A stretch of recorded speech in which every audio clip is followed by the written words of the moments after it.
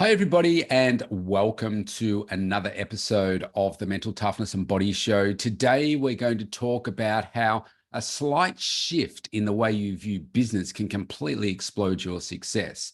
Now, on this podcast, we've interviewed people from all walks of life, from your A-list celebrities, billionaires to Olympic gold medalists. And today, our guest is going to show us how the keys to success come through playing business like a game. Ral West, welcome. Thanks for joining us all the way from Alaska. You are the first guest I've had from Alaska. Oh, well, wonderful. Thank you, Rob. It's a pleasure to be here. And you're in one of my favorite countries in the world. So it's great to Wonderful. see. Wonderful. And we have, I don't know whether it's the same in Alaska, but here in Melbourne, we have all the seasons in one day sometimes, as opposed to having four separate seasons. They're all in one day. Like today, it's freezing cold here, even though it's spring. Yeah. So to get started with, I am fascinated by your story about the Alaskan airline business sale story that you have. Do you maybe want Yes. to tell us a little bit about that, and perhaps in that story what it is that you do, and why you love what it is that you do? Okay. Well, gosh, that's a lot. Let me start by saying that okay, I grew up in Seattle, Washington, which is a little further south than where I am right now. And my family was involved in Alaska tourism, so it became kind of natural for me to venture to Alaska. And I started my first small business in Anchorage. It was a marketing consulting firm specializing in tourism. And there I met my husband, who was in real estate.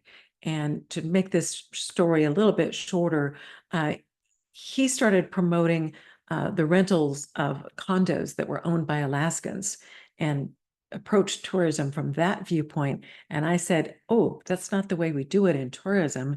And we eventually created a tour company that had condos and hotels and rental cars and air.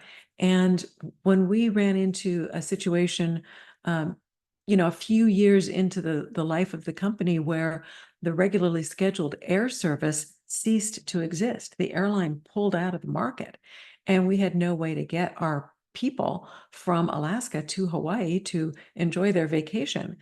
And so, with a bunch of creativity, innovation, and taking a huge risk, we started chartering jets to take passengers from Alaska to Hawaii. And when I'm Right. saying jets, I'm not just talking about your little corporate jet. I'm Yeah. talking about wide body L-1011s, 767s. I mean, big Yeah. jets. We were basically chartering them from airlines like Hawaiian Airlines. But the difference is that we were the charterer, so we had to pay for the entire plane, whether we had one person on it or Yes. or sold every seat. So the risk was intense. So we grew that business. We had it for 25 years. And in the first, after the first dozen years or so, we were pretty much mom and pop running this business, and we had our hands in, every corner of the business. And we realized that that was not sustainable. We were exhausted. We were Mhm. overwhelmed. We were trying to raise a family and do all the other things that, people try to do, but the business was very demanding. And we said, this has got to change. So we started learning from mentors. I went back to college and studied organizational management, and we figured out that we needed to create systems and to develop a culture and teams and so forth within the company so that the company could kind of run on its own, chugging along Mhm. without us always being there to make sure that it stayed on the tracks. So what So year is that? How this long was ago? the mid 1990s. Right. Yeah. So between early 90s and 1999, we worked on creating this business system and this culture where everybody was empowered. They knew what the good job looked like. The teams had their roles. We had manuals, we had processes, we had procedures. We invested in technology, all the things that you need to do to be able to run it without us having to be there every second. Yes. And by the end of the that decade, we were able to hire a chief financial officer and chief operating officer, and they started running the business for us. And we stepped out, but we handed them the foundation. We gave them all the systems, all the infrastructure, that the team knew what it was doing, et cetera. And they did a great job of taking what we had created and making it even better and growing the company even more. And then, say 5-ish, 6-ish years later, we heard the rumblings that Alaska Airlines was going to start flying to Hawaii.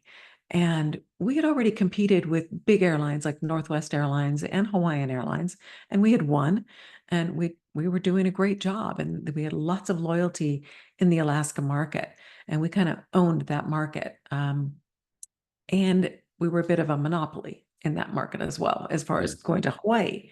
Now, we were aware that people could choose to go to Mexico or Australia or, any place else in the world. But as far as people wanting to go to Hawaii, it was us.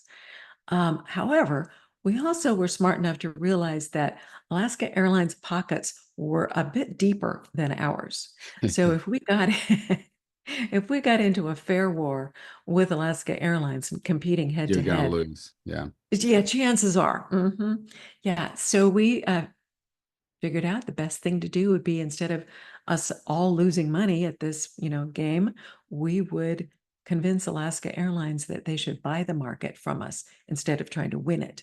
Yes. So we hired an investment banking firm, and took a while to make the deal. Alaska Airlines had not purchased any company in over 25 years. Wow. So this was a big deal for them.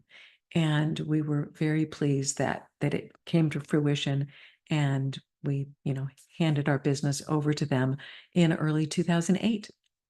How long So, did that deal take? a couple of years, Yeah, to right. work out from the early stages of getting the investment banker on board and putting together our package to promote us, and then the actual negotiation took quite a while too. So So, when and you then started out on, pardon me, your journey, Mhm. was that type of exit strategy something that was like, yeah, we're going to get the business to that point where, our exit is, let's sell it to another airline? We had thought about it. We knew that we weren't going to have this business forever. Mm. I came from a family business, and I kind of knew that it's hard to have a family business pass on to the next generation.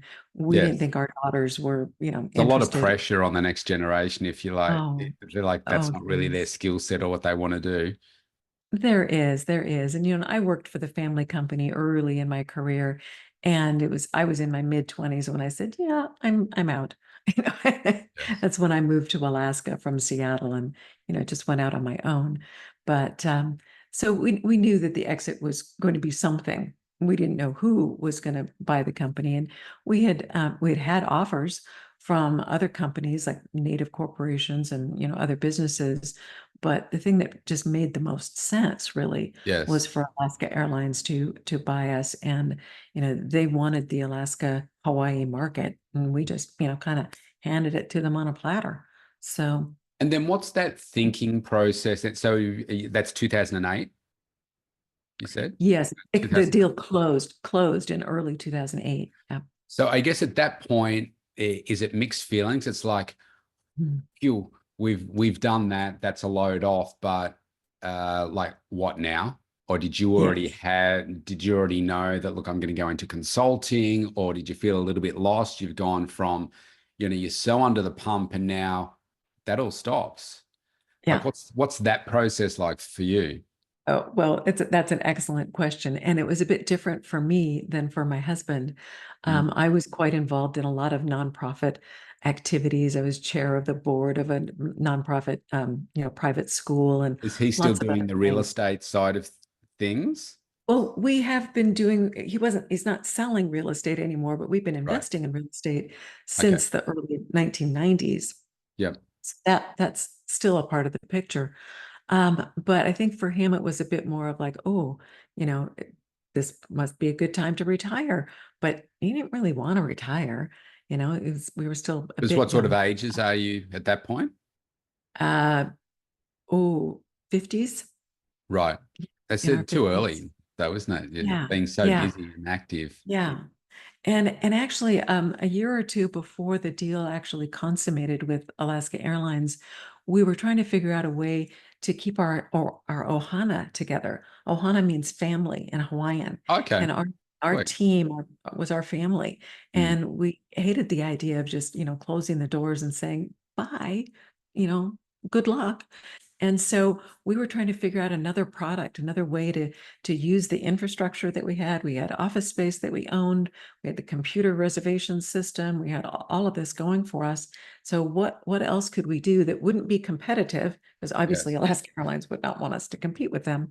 So we found out about some small cruise ships, and I'm talking less than 100 passengers that Okay. had been up at a dock in Seattle because their owner had gone bankrupt. So they were bank owned and they were for sale for a very cheap price. And so we thought, well, we could just buy these ships and we could start a little cruise line. And, my family business had done some of that. And we had a little different idea as to how to go about it because we've spent quite a bit of time yachting in Alaska. My husband's a boataholic. So we Okay. have to A have boataholic. Okay. a boat, and the Yeah. boats kept getting bigger and bigger, so Of so course. he loved the idea of having his own cruise ship. But what we would do when we were out on our boat was we would just, find a quiet little bay where there's a waterfall in the corner and the eagles are flying over and the humpback whales are, blowing and so forth. And we would just spend our time out in nature, get out the kayaks and, go fishing or whatever. And so we thought, gee, all these big cruise ships that come to Alaska, those people never get to see Alaska this way. And we Yes. thought this would be a great product for people. Now it would be a very, very small market, but nevertheless, we thought it would be a winner. And so that's what we had in mind. We went to make an offer on those two ships, and we had the offer accepted. We hired people to do the due diligence for us, which meant having divers go down and measure Yes. the Okay. thickness of the hull, and found out that the hulls had degraded more than we thought in just sitting in water for a few years. Yes. And we went back to the bank that owned them and said, we're going to need X, hundreds of thousands of dollars to get these hulls back up to Coast Guard, requirements Mm, and to adjust the price. And they said, no. So we said, well, we're out. enjoy holding on to these boats for another however long. They were paying mortgage and insurance and security and utilities and all that. It was costing them money every month, but we weren't about to come up with that amount of money to Yes. to fix them up. So we walked away and we closed our office and helped our people on their way with some nice, exit packages for them, and um, thought that was it. And then about a year or so after the whole deal with Alaska had closed, another bank owned the ships because the first bank closed, went under. And so the FDIC assigned the assets to another bank. Was that part of the GF? I assume we're around 2008, 2009, 2010. So was that were they impacted by the GFC? Yes, Yeah. yeah, that whole, yeah, lots of banks were, Yeah. imploding. So yeah, that was one of the banks. And so the new banker called my husband and said, "Are you still interested in those two little ships?" I said, They're a "Well, bit cheaper now. he said, sorry, that ship has sailed, sorry for Yeah. the pun, but and this banker said, "Oh, we really need to get rid of these ships." That she said an expression that my husband loves to repeat. She said, "There's a turd in my pocket and it's starting to smell." So, so she said, "They're going on the auction block this Friday. Whoever comes in with the lowest bid is going to get them." So we went, "Oh my God, what, Do we want to what do should, this? Yeah. yeah." So we ended up making an offer on those two ships and winning the bid at Wow. pennies compared to what we What's a were going ship to pay for cost? them. Oh, well, it depends on the ship, but Yeah. these we were gonna get for, pennies compared to what we were gonna pay 2 years earlier. Yeah. So here we are with two little ships, and it's the middle of the summer of 2009, and my husband goes, "Well, we can't get these ready to to go into service in 2010, we don't have enough time. The lead time on marketing cruises to Alaska starts usually 18 months Oh, before. wow. Yeah. So we were late.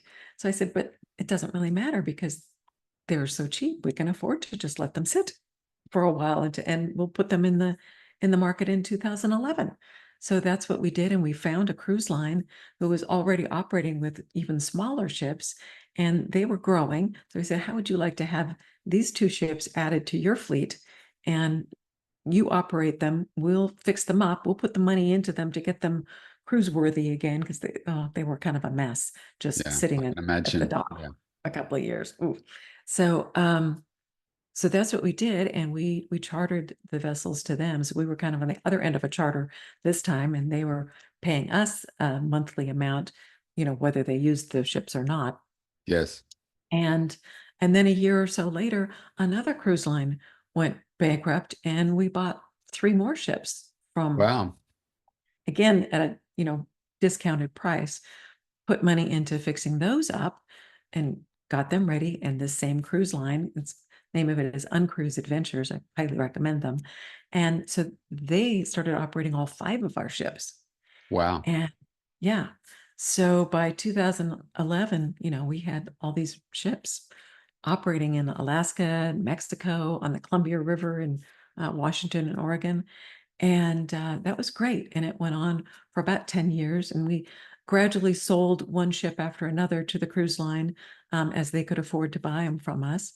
And then COVID hit, Yes, of 2020. course, which ripped the Ruby Princess here, which we're talking big ships. That's what started COVID here in Sydney. I remember. I Mm, remember. mm. Yes. Maybe But can we my go back for a sister, second? What's the in term like from a business perspective, like how long is the payback on your investment on the say the one ship if you've got the chartering model and so forth? Are we talking like is it a 10-year payback? Is it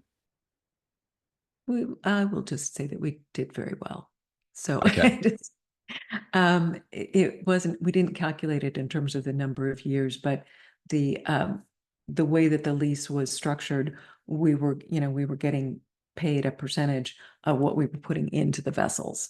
Right, So when we sold the vessels, we did well on each one of those sales. right. And in So is some that cases, where you made the money? It was on like the the capital leases. appreciation, if you like, of the Mhm. goodwill, the investment that you'd built because of the ship.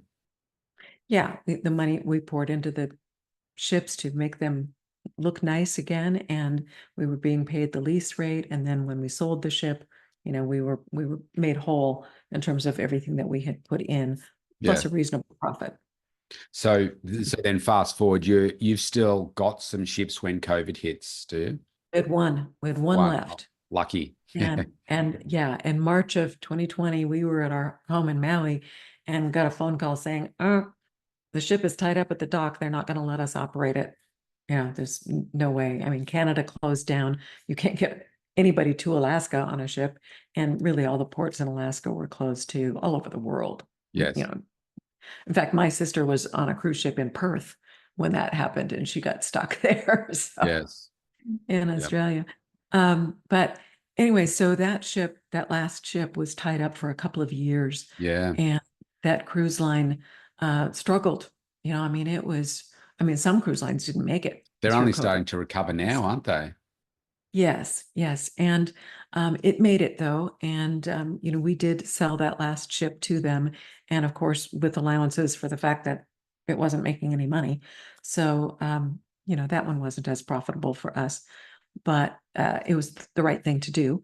And so then that was the end of our cruise ship career, if you will. Okay. And so we were sitting in our home in Maui, locked down in our home. It was terrible. Mm, And trying to figure out what was going to happen in the world. We yes. would listen to podcasts and news shows and just, where is the world going? And So much what is uncertainty. on? Yeah. Yes. And what do we do next? And it became clear to us that real estate was that rock solid thing that would be there no matter what. Yeah. And particularly people starting to work at home and do homeschooling, people's homes became all the more important to them. And then the price of real estate was going crazy and interest rates were rising. And it's like, oh, okay, well, people are not buying homes as much anymore, so they're going to rent. So we started investing in apartment complexes. Okay. And we didn't know what we were doing. We've been involved in real estate for 30 years or so, but um, large apartment complexes, multifamily things, that was new to us. So we joined a mastermind group and learned from others, how to do this. And we learned what all of this syndication stuff was about, where a group of people would get together, form a partnership. They would find a property, a 100, 200, whatever unit apartment complex, group together to buy it. They would be the general partners, and then they would get investments from limited partners. Yes. So, so we jumped into that, and that was in mid 2021. And Okay. so we've been in that for over 3 years now, and we now have over 6,000 apartment units across 5 Wow. states in the lower southern part of the United States. So that's the next pivot. We're still there, we're still in real estate, Yes. and we have our own real estate that's not part of any of these partnerships here in Alaska and in Hawaii, but these 6,000 units are all in partnership with other people. And then a year and a half ago, I got an idea from my daughters that I should try to teach people Help how others it do is. Yeah. Right. They said, Mom, you guys have the lifestyle that everyone wants. You pretty much travel wherever you want, whenever you want, but you're still managing all your businesses, and people want to know how you do that. And you should teach them. So I resisted at first. And then I thought, well, what the heck? I mean, I love teaching. I have a passion for business. I love it. I don't like the idea of retiring. it. So here we go. So I am learning how to create a personal brand. And, that's another thing that was brand new to me. Lots of technology that I have no idea about. A few months ago, I wouldn't have known how to sit here and do a podcast interview with you, but I've got it figured out. So it's fun and it's exciting. And I've got an online course that I want entrepreneurs to buy and learn how to have the life that they really want and how to run their business in a way that the business is successful, doing great, and they can still enjoy their life. And it's not that hard. And I can teach them how to do it. Yeah, fantastic. We're going to put a link to that course at the bottom of the podcast here. I know that one of your strengths is around systemization. You mentioned that Mm. before, and what helped you with the business in building to sell to Alaskan Airlines. Um, Definitely. tell, which to me says to me that you're very left brain thinking, process, facts, numbers, statistics, all of that kind of stuff. Maybe your husband is more right brain side of things, and you're the left brain. Tell us a little bit about the importance of systemization, because I'm very left brain, and that it resonates with me. But tell me how that is so important. Well, we couldn't be where we are today without systems. I mean, it's absolutely imperative. And I don't mean complicated systems. I mean, when we were running Hawaiian vacations, obviously we spent gobs of money developing an online reservation system. So that's a big system. But I'm talking about, even your solopreneurs need systems to just organize their workday. Mm, And they need systems in their personal life as well, just to make things easier. Otherwise, we get too overwhelmed with details, or things get dropped between the cracks, and it's like, oops, I forgot to do that. And you don't want that. So you have to be organized. And I love spreadsheets. Spreadsheets is one way that I create systems and just keep things very tidy and organized. And I don't trust my brain to remember anything. hmm It's not that I have a terrible memory, but I just don't trust it.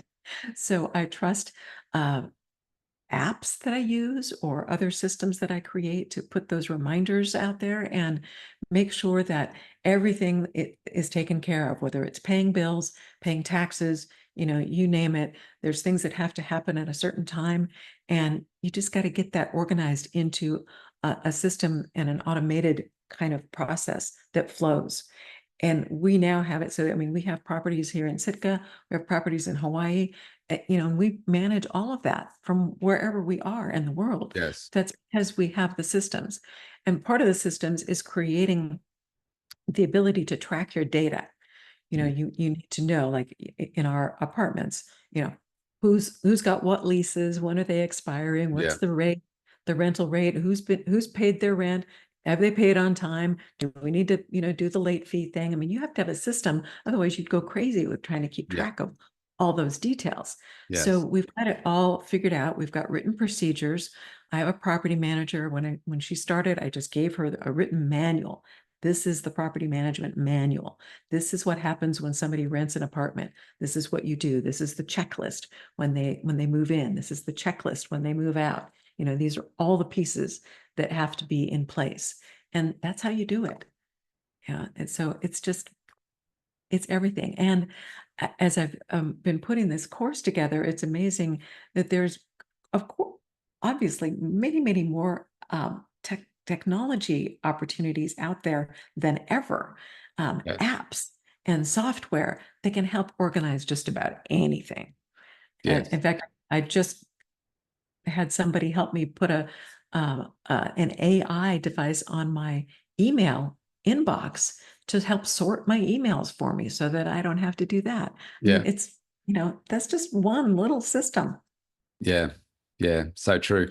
So you've obviously built a lot of success and across three very unique, even though maybe they're closely aligned, but very unique businesses.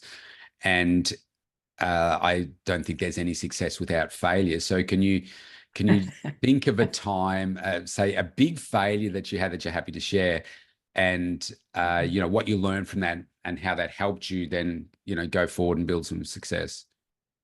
Yes, I've been asked that before, and unfortunately, I have an answer. So, We all do, yeah. yeah, yeah.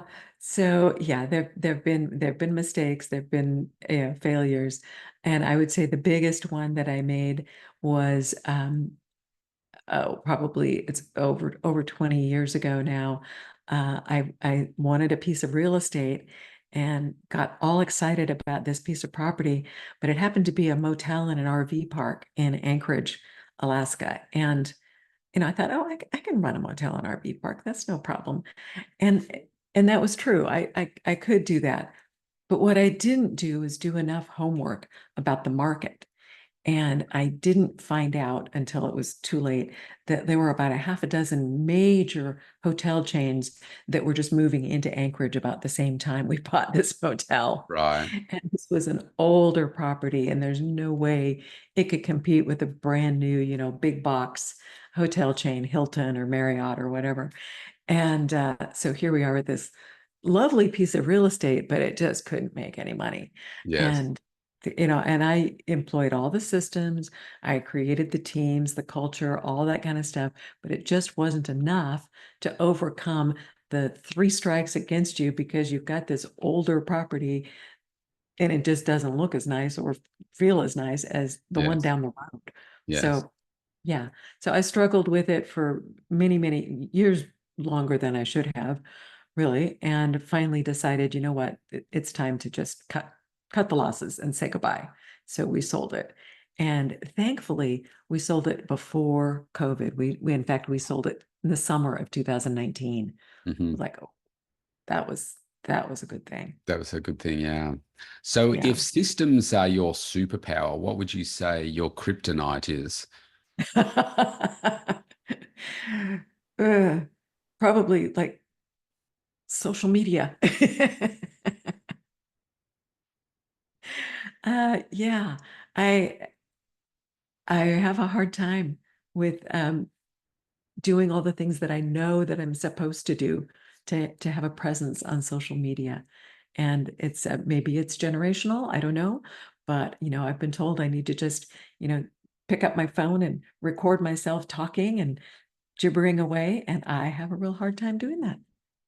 Yeah, well, I mean, you're very well presented. You've had a lot of success. You speak really well. So I guess that next thing is like exactly that. You've just got to start having more conversations, and it's about building that personal brand, isn't it? So that people Yeah. know who you are. You can be the best person in the world, but if no one knows who you are, you limit Yeah. who your audience is. So yeah. So yeah, I guess so. Someone younger would say, just suck it up and do it. So But there's a lot of young people out there not doing it very well either. And you've got to be um, authentic, like you are. So well, it's a tough arena, really. And because it is it's a noisy so place out there. is yes, I was going to say it's just inundated with messages. Yeah. So how do you find your place in that? Yeah, It well, seems like personally, I think what the big gap is, it's a very crowded place out there, and everyone's yeah, calling themselves a coach or whatever, but yeah, there's so much inauthenticity out there.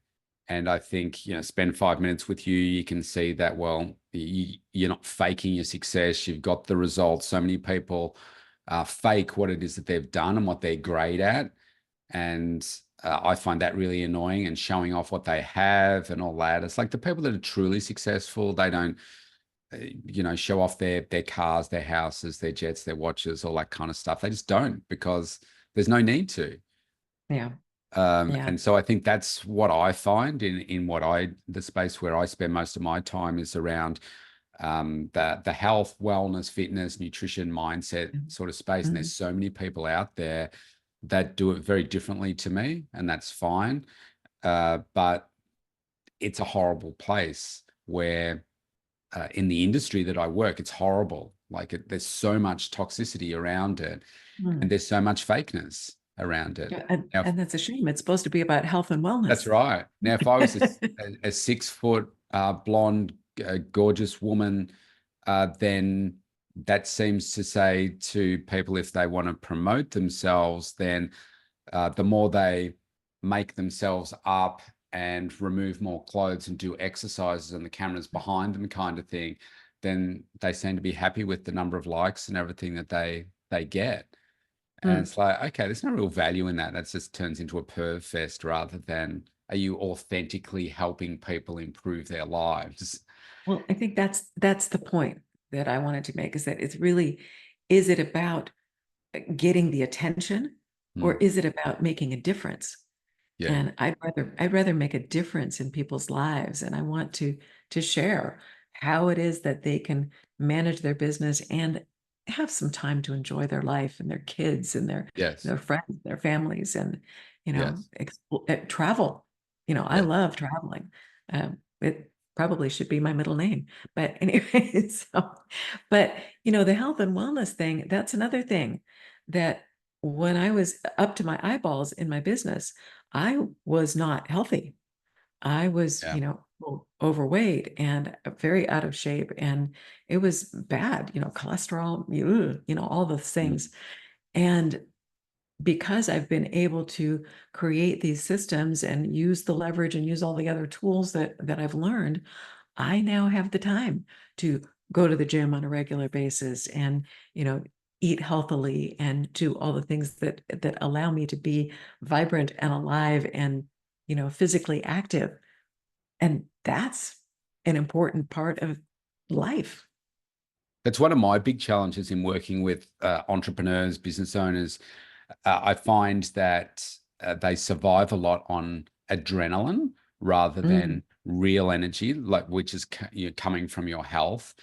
And at some point, it breaks down. So my challenge, because people say, "Well, I'm successful. I've done this. I don't have.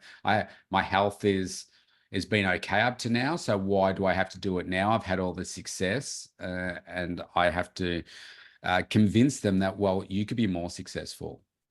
And like if you go back to, when you're in the depths of despair and your poor health, imagine if you were more healthy at that point, how much better you would feel. But there's mhm.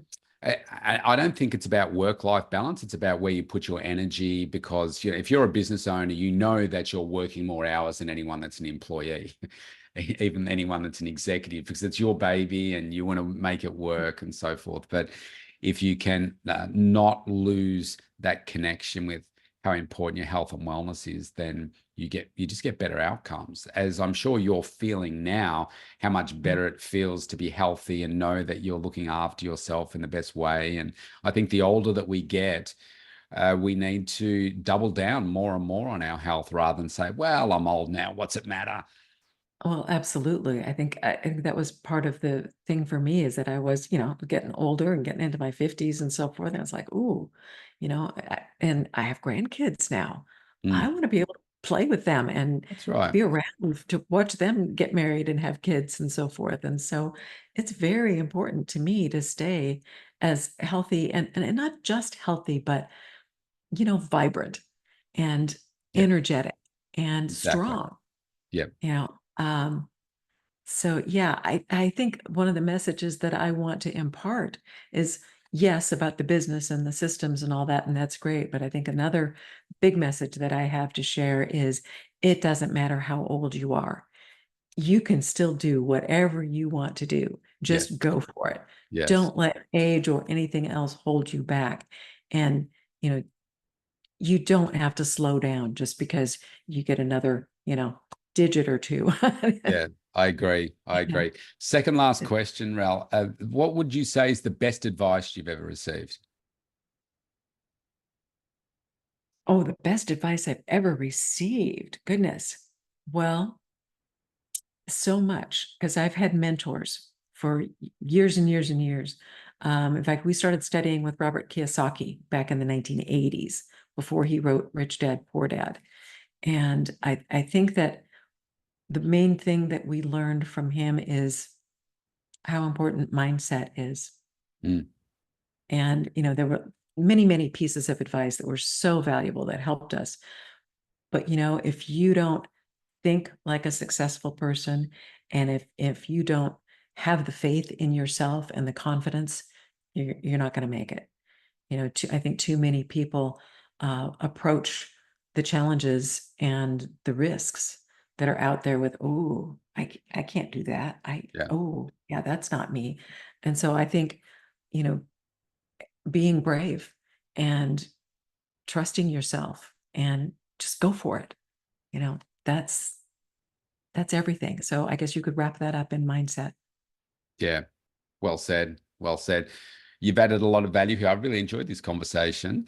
Oh, If thanks, people Rob. want to get in touch with you, we'll put the link to your course below here. But if people want to get in Okay. touch, what's the best way? And I'll put the links in below the podcast as well.